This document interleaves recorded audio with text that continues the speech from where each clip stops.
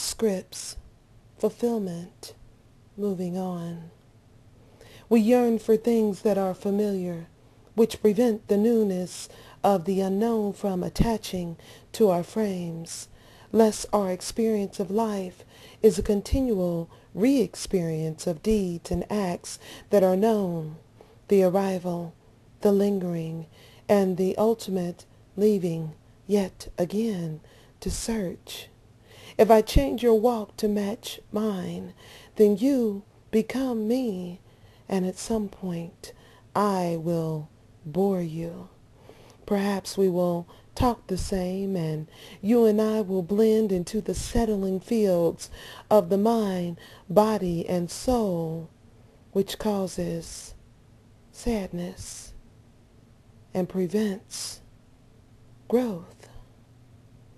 We yearn for things that are familiar. We should want the unknown.